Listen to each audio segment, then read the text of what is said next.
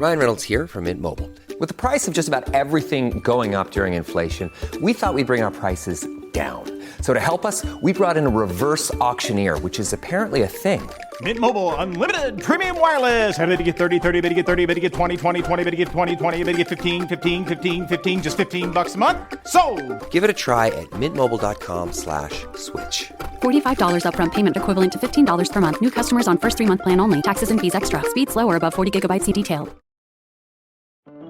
This episode is brought to you by Amazon Prime. There's nothing sweeter than baking cookies during the holidays. With Prime, I get all my ingredients delivered right to my door, fast and free, no last-minute store trips needed. And of course, I blast my favorite holiday playlist on Amazon Music. It's the ultimate soundtrack for creating unforgettable memories. From streaming to shopping, it's on Prime. Visit Amazon.com/Prime to get more out of whatever you're into.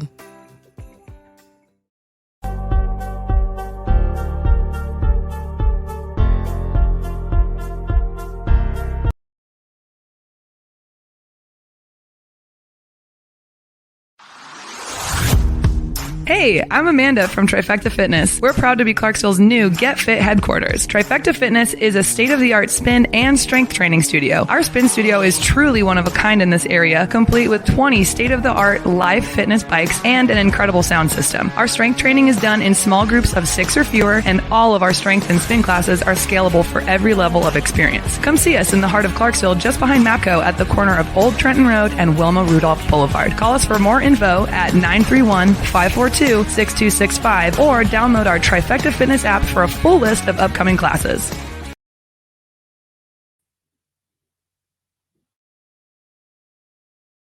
Welcome back.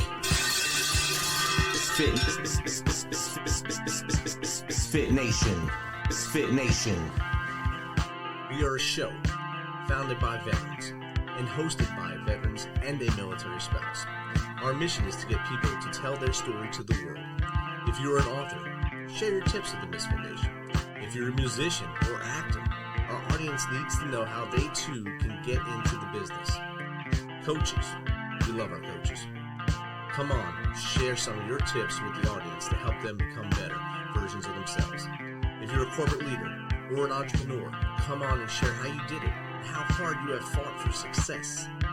If you're a veteran, first responder, or Gold Star family, we would love to have you come on and just share your story with the MisFitNation. We always have time for you. Reach out, we will get you on. If you are feeling down, alone, or starting to see the darkness, stop. Think about those who are around you. You are not alone. You will be missed. If you feel like your problems will be a burden to those in your inner circle, or are embarrassed to share that with them, please dial 988. If you are a veteran, take option 1. We need you to keep pushing forward. Don't make it a permanent solution to a temporary problem. If you're a new listener,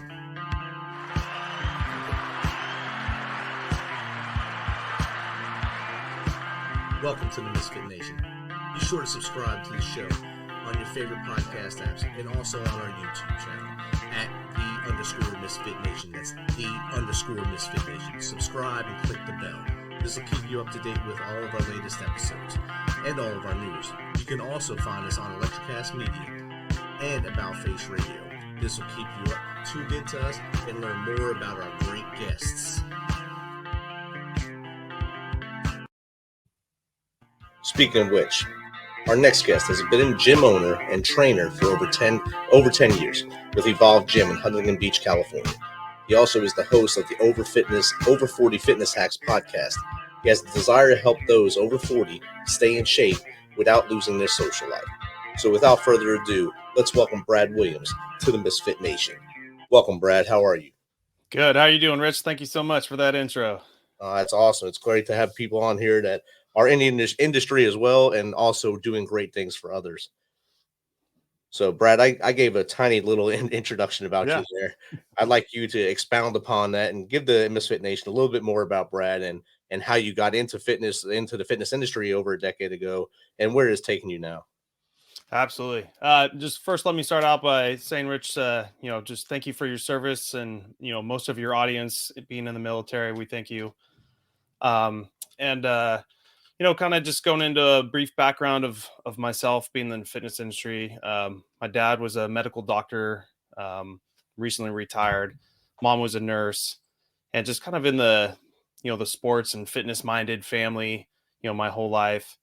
And moving on to Long Beach State for business, I always know I wanted to open up my own business. My brother actually helped me out after various jobs. We opened up our first gym, Evolve Gym, in Huntington Beach, and I just found a passion for personal training, helping people become functionally fit.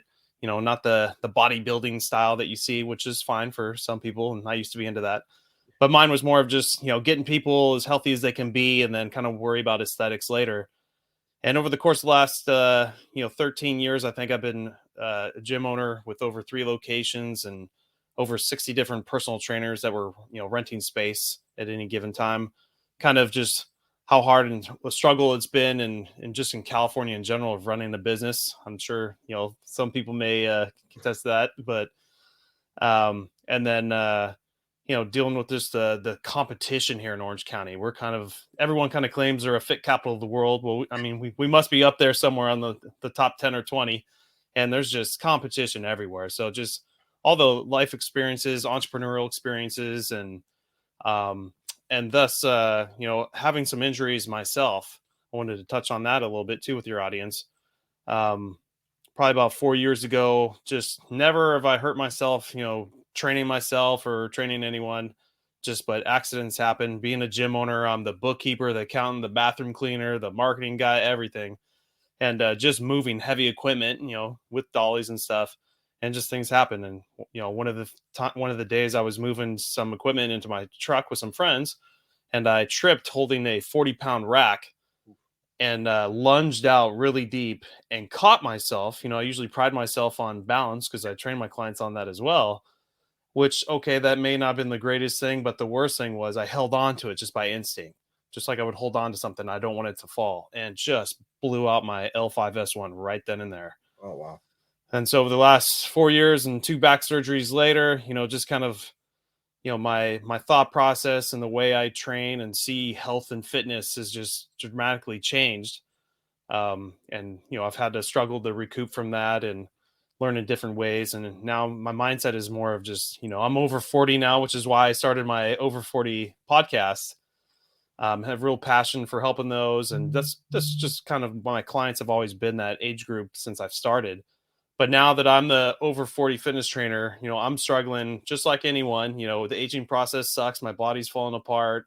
I do everything, and my diet used to work, and now it's slipping away. So I've got to, manage that. And then, I'm a husband and father, and work, and, just all the things I think your audience, can relate to. And just, my show and my whole reason for keeping going in the fitness world is just, I refuse to quit. And I just want to get my message out there and help people. But my main thing is, I like to have a social life, and I'm not that militant boot camp instructor or bodybuilder. Mine is more about functionally fit, feeling good. That's most important, especially for anyone who has any injuries. But also, you just got to have fun too. So that's kind of my theme and my background in a nutshell, Rich. Definitely. That's awesome background right there. And I know a lot of people listening to this will understand the injury portion of that, since we all have gone through it. And most of my former soldiers are now creeping into their 40s too as well. So, I'm up over 50 now, and everything that hurt back then that I didn't think meant anything really hurts now when I do stuff. So you learn lessons through life like you did when you hurt your back pretty bad there. And that's a horrible injury. Back injuries are horrible, and it's not a lot they can do with it without surgery or a lot of physical therapy, I guess, heating pads and chiropractic visits. But you were able to sustain and come through it. And that's a testament to you and your challenge accepted mentality there, saying, hey, I got this injury. I'm not going to let it hurt me and ruin my life, because you have not just you have your family and then the business to run as well. So kudos to you for that. Yeah, thanks. And going through something like that, I had the sciatic, which I'm sure a lot of people listening have had that in some way, shape, or form. But when you're starting to go down the pain scale of level 2 to 5 to 10, then I start skipping by 10s and going to 20 to 30 to 40 to 50, and that's for some people, PT and chiro work, and in my case, I just did it for as long as I could. And eventually just, I think I listened to one of your other episodes about the guy talking about vitality, and, that's kind of really resonated with me too, because that's kind of my mindset now. I really like to talk to that individual. But, I chose the surgery route just because, at some point you gotta fix the pain, or else I don't know what would happen after that. But, 4 years after that, and I built my body back up, and I've definitely toned down what I do for myself. I train myself more like I train my over 40 clients now. So I'm in the same group and more worried about balance and just feeling good overall than, just worrying about aesthetics only. You also understand what can happen if you go too far now. So you have that mindset where if I hurt me and they see me in pain, it means they don't want to trust me anymore to help them live that pain-free life. And I think that's what the episode with Vitality was, living that pain-free life, finding the problem and not just putting Band-Aids on it. And like you did surgery to try to get rid of that pain at the source instead of keep putting Band-Aids in different areas through chiropractic, through physical therapy, and other areas that people would go to for help in that instance. Yeah. And I still do that. I treat your body like a temple. I go to a chiropractor. I have the luxury of having a physical therapist inside my gym right now. And, they immensely help me even prior to surgery, just even getting to that point, strengthening my body, core, spine, everything. And then just I do that. But more importantly, afterwards, protecting everything and, doing everything correctly and going through the process of that. And so now I'm at 42 right now, and just, the human beings I could see living to 100, 120 within my generation. You got to have a body that can take you there too. So be careful, everyone. Definitely. You don't want to treat your body like a playground for your whole life. A lot of us do that up and through our 20s and 30s. Military people probably do it into their 40s. And then they realize what happens when you stop treating it like that and start to try to heal and do other things. It's a hard work and a hard fight to come back. Yeah. And I think now, I've always trained for functionality as well, just a lot of balance and protecting joints and everything, but learned to just really tone down, the weights and focus more on we call it in our profession, time under tension, or some people know it as like doing negatives, not just pushing something or squatting, pressing something up, but also slowing that weight down and recruiting more muscle fibers, taking your time. It's a better, more quality workout, and you can use less weight, thus helping protect your back in my case, or, joints, hips, ankles, and such. So just kind of that philosophy and mindset is really where I'm geared toward on my show as well. And, I've got a million different balance exercises and tips and tricks for, diets and all that kind of stuff. So I didn't really know, what you wanted to dive deep in today, Rich. I think talking about I guess recovery from the injuries and getting that balance back in the joints. A lot of listeners have bad joints due to time underweight, I like to call it here. And from military life, carrying that big rucksack on your back with probably 3/4 of your weight on the back plus your weight for all the distances, and then realizing as you get older, all the damage you did to yourself doing that. How can they work that damage out and maybe get their joints back to where they need to be? Yeah. So, obviously we kind of, in physical therapy, I've had a lot of mentors that have taught us all, personal trainers as well. Just the kinetic chain of your feet all the way up. If you have an injury such as mine, you got to put a little bit more focus on that spot, along with starting at the feet and ankles. So a lot of stuff we do at our gym is doing balance type activities and ladder drills to help strengthen the ankle and muscles around the knees. And then a lot of, I wouldn't say trainers, but a lot of clients going to like boot camp type places where maybe they're not being watched over as carefully. And, there's a price tag that goes along with that. That's why it's cheaper and more affordable for everyone. But you got to be a little bit more mindful of what you're doing, because they're not staring at everything you do.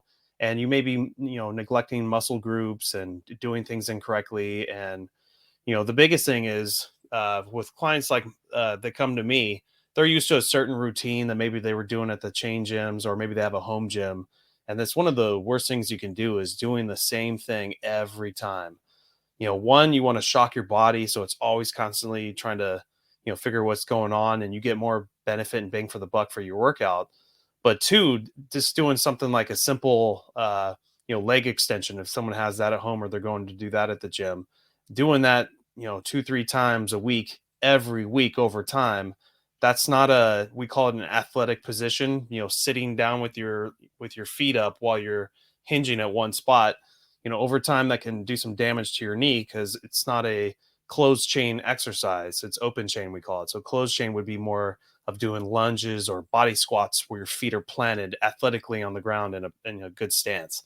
So that's one thing I, try to teach new clients is it's okay to do some of that stuff and add it to your program, but you want to do lots of different activities, just like everything in life, they say, do everything in moderation. Well, same thing in the fitness world as well. Right. And that spice of life, they call it, you keep everything rounded. That way you're not hurting yourself, especially, like when you see football players now. In the old days, it was the squats, the bench press, and then I guess bench press, squats, and deadlifts was all they were doing, and that's all they would claim to do. Mm-hmm. And all those guys, you see how they walk around. You see how Terry Bradshaw walks around. You see how those guys how they walk around. Whereas you see the newer football players, as they've learned functional fitness and they've learned how to treat their bodies like temples and feed it right and also work out correctly, they look a lot leaner. Especially if you look at linemen now compared to 15 years ago, they don't look as robust as they used to. They look a lot trim. They look more like they'll live a lot longer after they get out of the game. Yeah, they're just, that's just the time and century that these athletes are coming from now. I'm sure even 100 years from now they're going to be laughing at our stuff, but yeah, but just seeing like the new style of going to sticking with football. What kind of talent they have on their team, like the best chiros and physical therapists and aides that all help them. And you watch videos of them working out, and they'll still do bench press and heavy squats and powerful like deadlifts and that kind of stuff, but in the mix of like 100 other different exercises to make sure that they're going through each plane of motion and trying to work every single possible, recruit every muscle fiber you can in each specific muscle, and then training for strength, training for power, but that's more the athletic world. It's cool to see. I'm super into all that kind of stuff, but mine is more of the the average Joe and Jane coming in. And one of the biggest things we say is, you can still train like an athlete within reason, even though you're not an athlete, but it's just a healthier, more functional way to, be in your body.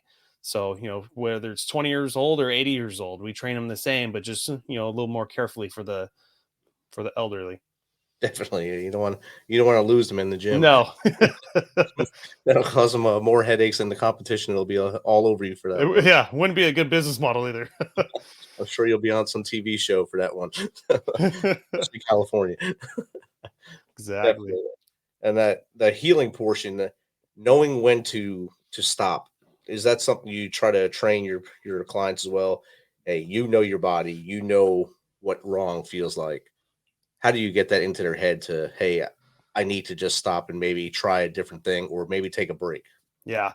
And the easiest way to do that is having them start, doing a journal or maybe it's just if they're coming to me, usually 3 times a week would be the max to come to a personal trainer. I'll be asking those questions. How do you feel today? How's your knees? How's your legs?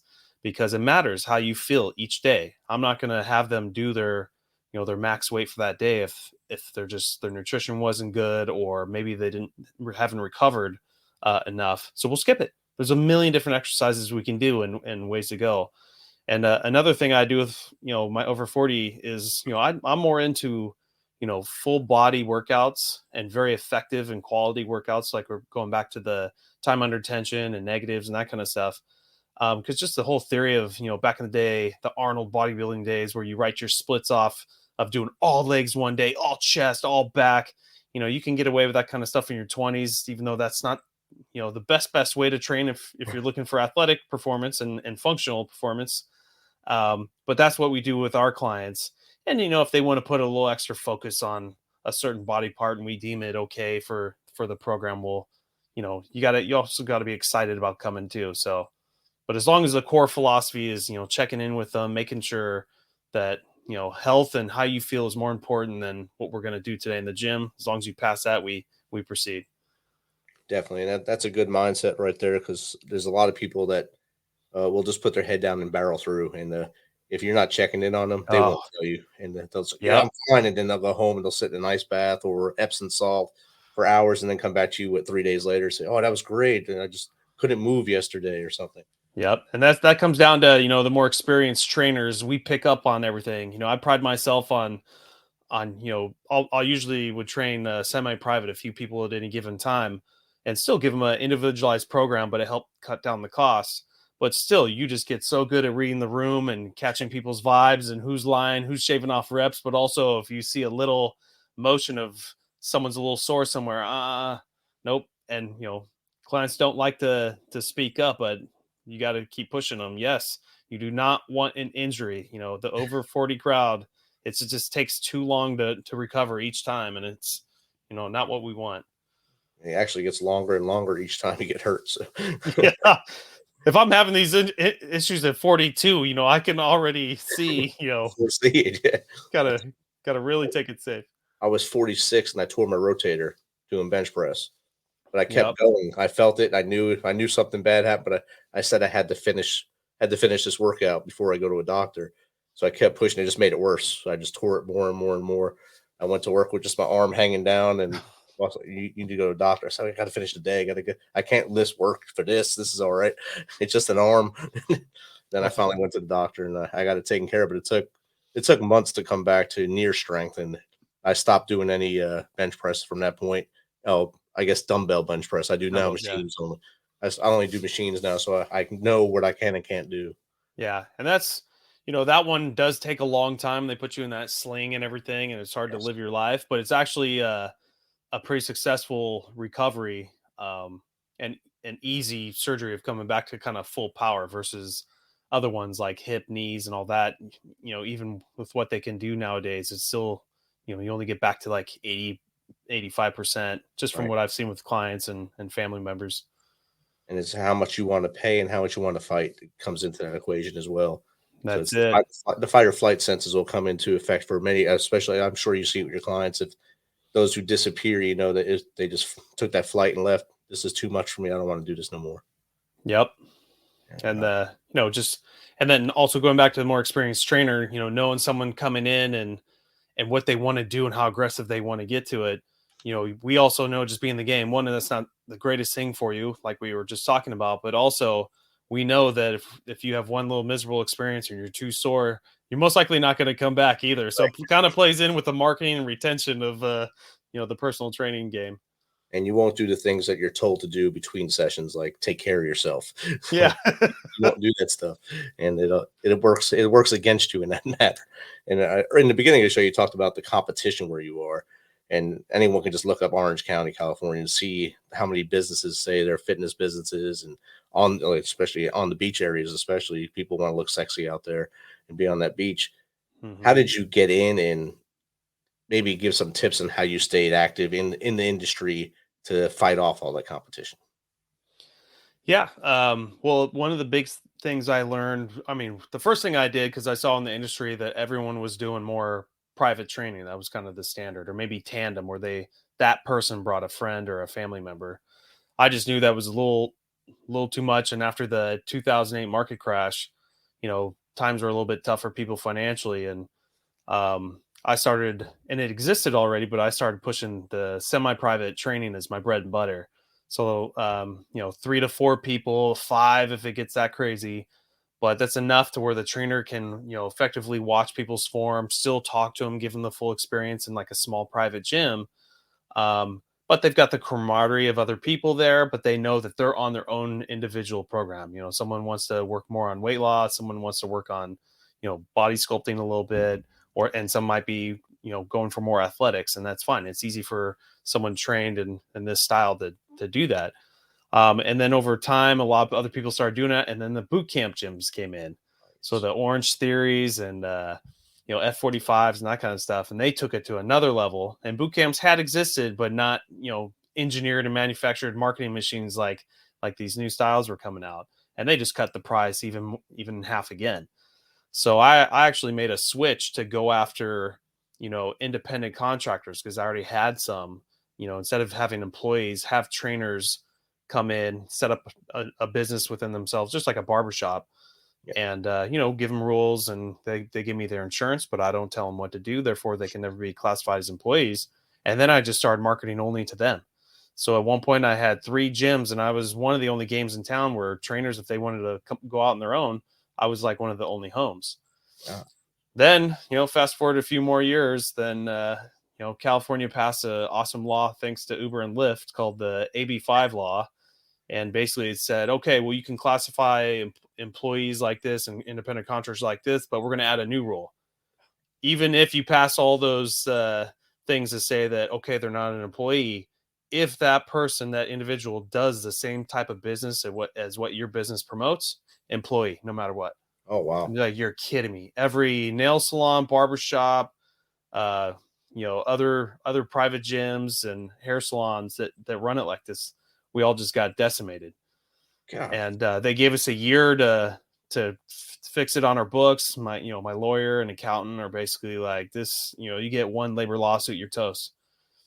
Good and so, Lord. and at that point I was already kind of dwindling down my 3 gyms to 1 anyway. So kind of threw a wrench in the thing there. And, COVID came, that also didn't help in this process. Right. So at the end result of all of it, I was just like a lot of trainers, we were all kind of forced into the online world, which, I found podcasting was awesome, an awesome tool. And I loved doing it.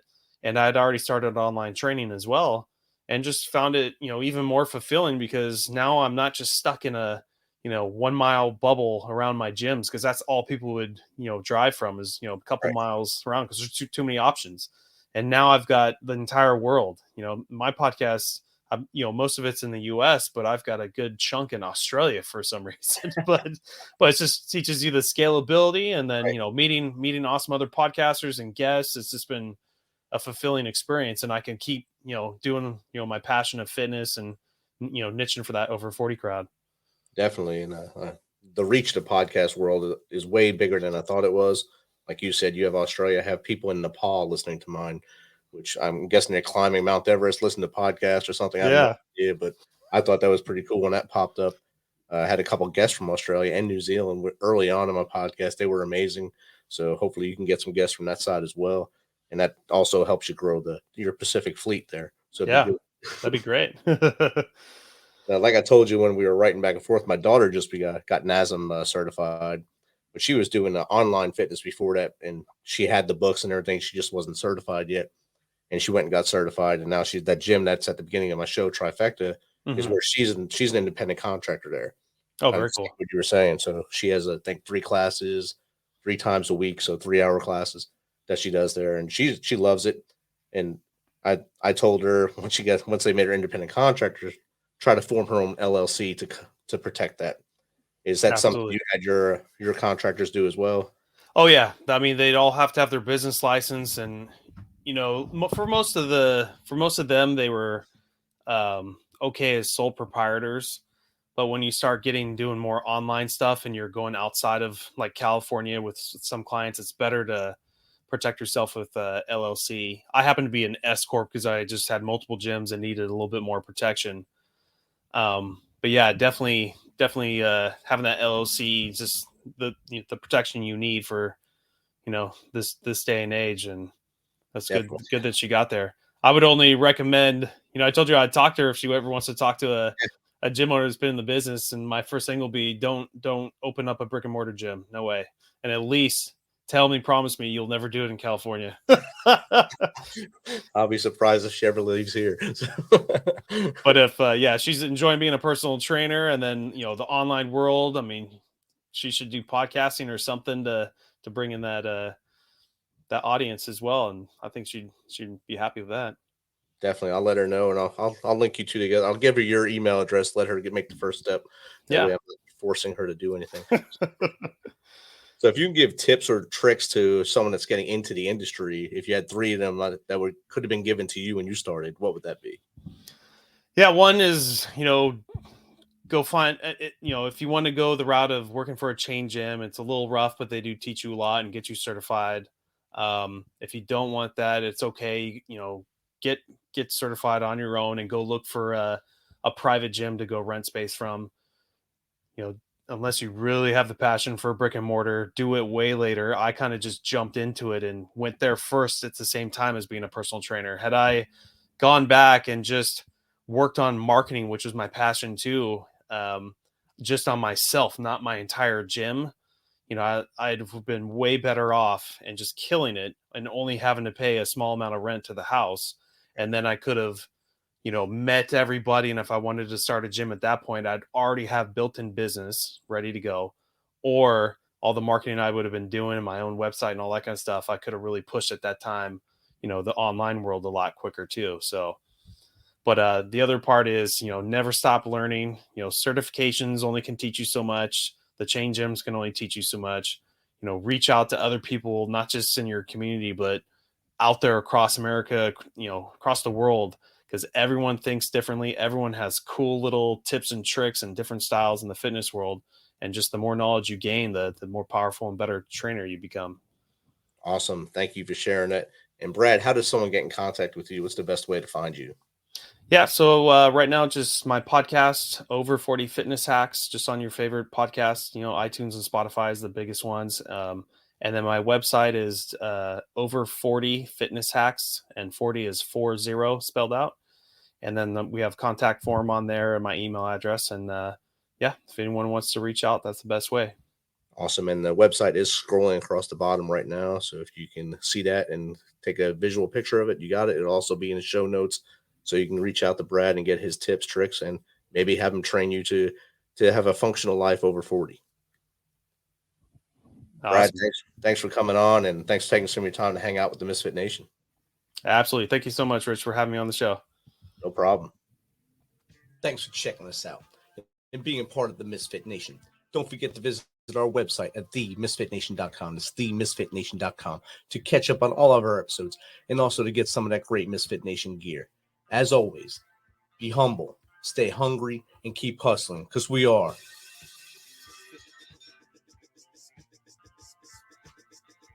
Misfit Nation.